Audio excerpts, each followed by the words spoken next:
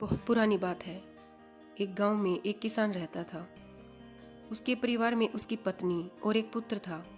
कुछ सालों के बाद किसान की पत्नी की मृत्यु हो गई। उस समय उसके लड़के की आयु 11 वर्ष थी। किसान ने दूसरी शादी कर ली। उसे दूसरी पत्नी से भी एक पुत्र प्राप्त हुआ। किसान की दूसरी पत्नी की भी कुछ समय के पश्चात मृत्यु हो गई।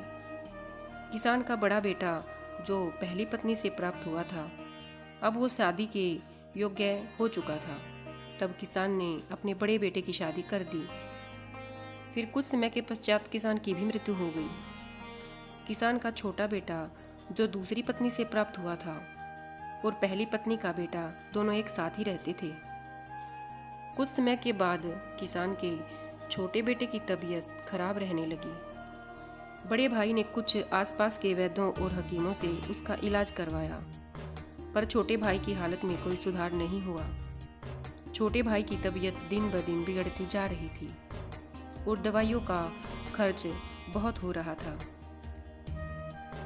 उसने एक दिन अपनी पत्नी से कहा कि यदि मेरा ये छोटा भाई मर जाए तो हमें इसके इलाज के लिए पैसे नहीं खर्च करने पड़ेंगे और जायदाद से आधा हिस्सा भी नहीं देना पड़ेगा।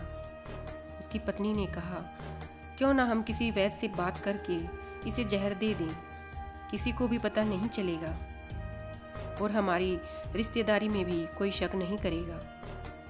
सभी सोचेंगे कि ये बीमार था और बीमारी की वजह से ही इसकी मृत्यु हो गई है। अब बड़े भाई ने ऐसा ही किया। एक वैद्य से बात की। वह वैद्य धन के लालच में उसके भाई को जहर देने के लिए तैयार हो गया और उसके छोटे भाई की मृत्यु हो गई। अब उसकी मृत्यु के बाद उसके भाई भाभी बहुत खुश हो चले कि चलो, हमारे रास्ते का कांटा साफ हो गया और अब सारी संपत्ति हमारी हो जाएगी। उन्होंने छोटे भाई का अंतिम संस्कार कर दिया। कुछ समय के बाद उनके घर एक बेटे का जन्म हुआ। पति पत्नी में खूब खुशियां मनाई। बड़े ही लाड़ प्यार से बेटे की परवरिश की। अब कुछ वर्षों के बाद बेटा जवान हो गया तो उन्होंने अपने बेटे की शादी कर दी। शादी के कुछ समय के बाद अचानक से उनका बेटा बीमार रहने लगा। माता पिता ने बेटे के इलाज के लिए बहुत वैद्य और हकीम को बुलवाया, जिसने जितना पैसा मांगा सब कुछ दिया ताकि उनकी संतान ठीक हो जाए।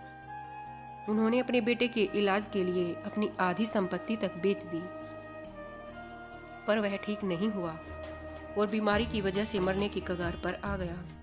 उनके बेटे का शरीर इतना कमजोर हो गया था कि अस्थि पिंजर ही शेष रह गया था। अब एक दिन उन्होंने लड़के को चारपाई पर लेटा रखा था और उसका पिता साथ में बैठा अपने पुत्र की दयनीय हालत देखकर दुखी हो रहा था। तभी वो लड़का अपने पिता से बोला, भाई, अपना सब हिसाब हो गया, बस अब कफन और लकड़ी का हिसाब बाकी है, अब उसकी तैयारी कर लो।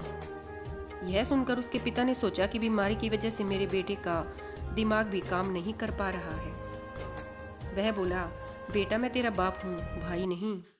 तब वो लड़का बोला कि मैं आपका वही भाई हूँ जिसे आपने जहर खिलाकर मरवा दिया था।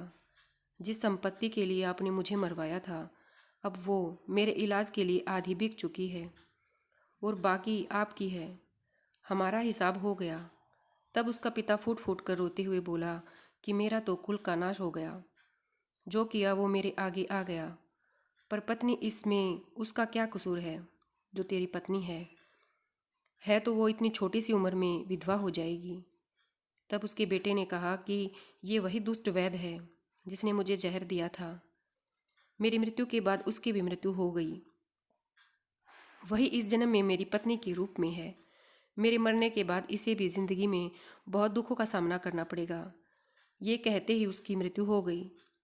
इसलिए कहते हैं, जैसे कर्म करोगे वैसा फल मिलेगा, आज नहीं तो कल मिलेगा।